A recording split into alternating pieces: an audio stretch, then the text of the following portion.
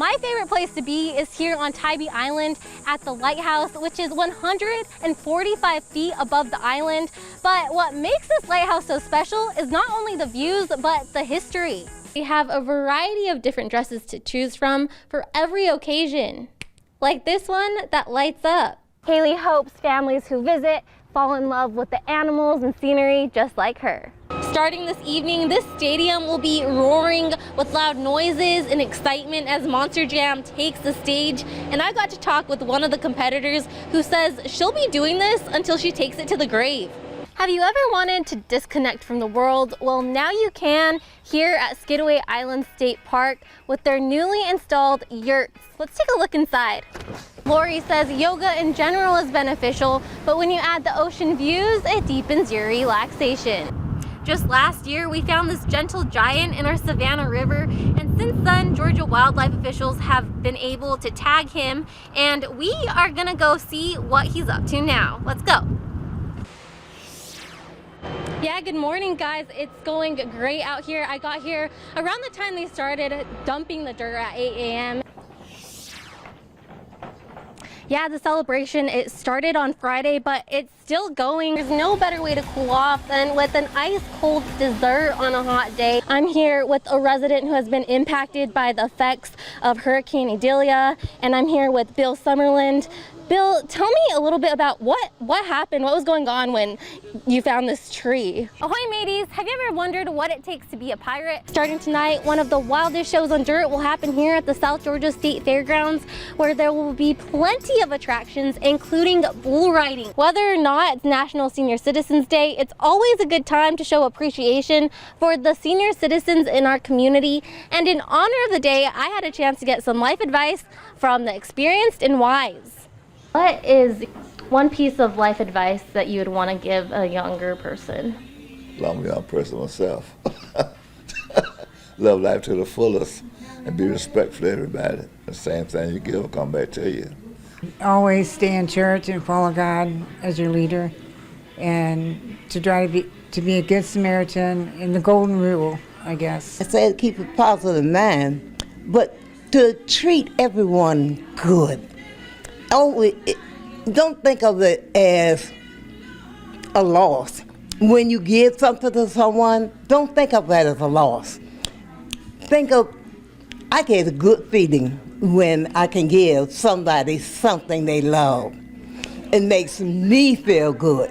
As we've grown, and I've grown in my walk with the Lord, it has helped me to accept the things that I cannot change, and and be faithful to what I can do. Just be true to yourself and everybody else.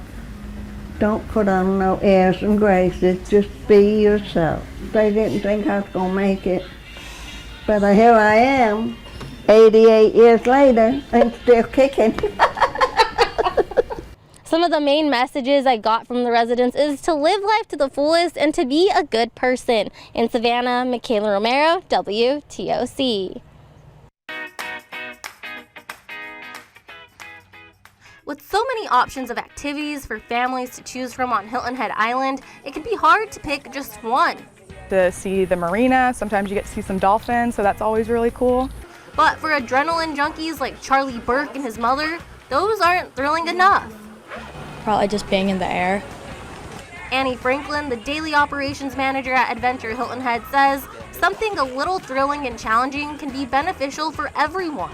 It definitely is important to challenge kids. You know, they're coming out here and usually for the first time they're faced with something that's not just physically, strenuous, but a little bit mental too, and getting over those mental blocks I think is super important. And it's watching guests conquer their fears that Franklin enjoys the most about her job.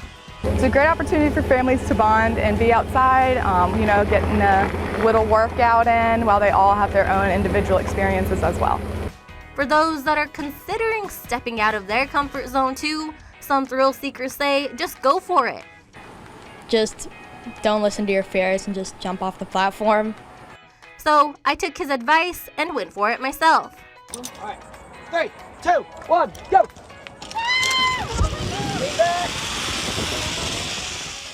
In Hilton Head, Michaela Romero, WTOC. You hear that? Cleanup has started, and I had a chance to talk to some neighbors and officials on this massive tree falling.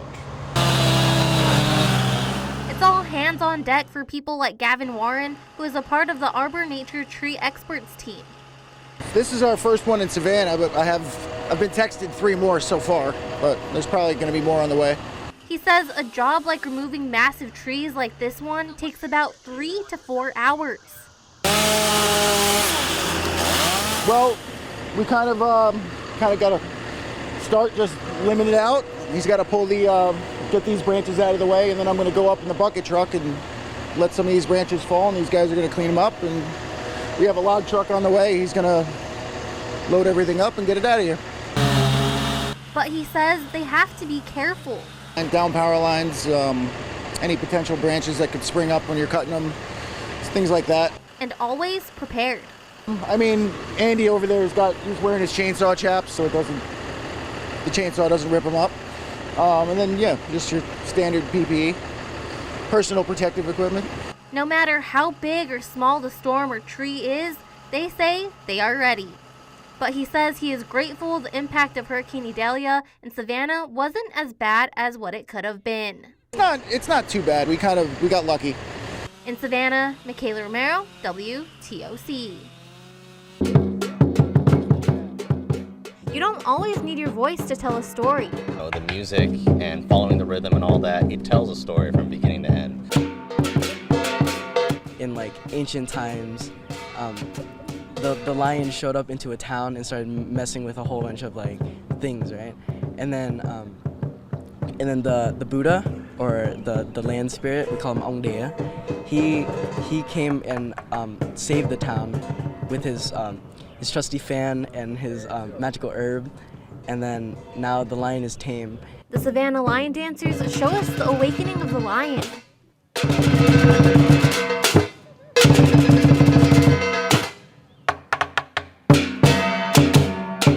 It was a way for them to ward off demons with like firecrackers and like being a big old sacred beast that can scare away evil.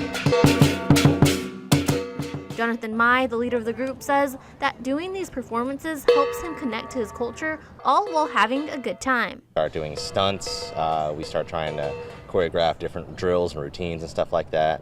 And if we can end the day with them jumping on somebody's head, then it works. The group says it takes a lot of stamina to nail the routines. A lot of it takes a lot of energy away from you. And even though it takes a lot of energy, they say the crowd gives it right back each performance.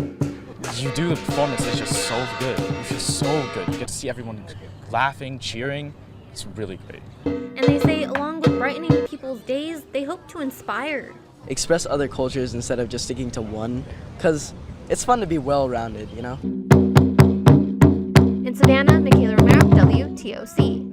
The average weight of basic firefighter gear, like what I'm wearing right now, is about 45 pounds, and it's pretty heavy already. And carrying this up 110 flights of stairs will be pretty daunting, but I'm gonna go along with these climbers to see how far I can get.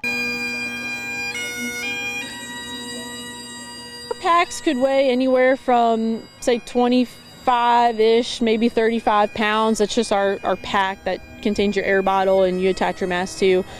When you put your bunker gear, your helmet, your boots, and all of that together, you're looking at probably 65 plus pounds added to just your body weight. After putting on a portion of that gear, I was already sweating, and boy, did I feel it. But I wasn't the only one.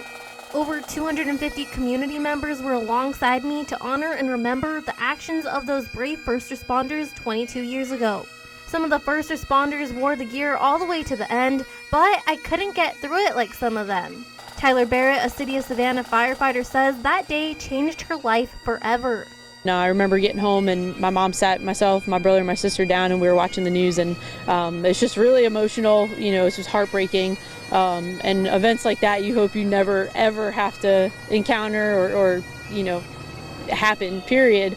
and that is one of the reasons she does what she does today. I think every firefighter has a part of them that remembers 9/11 and obviously knows about 9/11, but you carry that with you because, you know, our job is to run into buildings when people are running out. What we're doing here doesn't even halfway mock, you know, the courage and the strength that those guys had. But she says she hopes events like this give the community more appreciation for our first responders and their brave actions on that day we will never forget.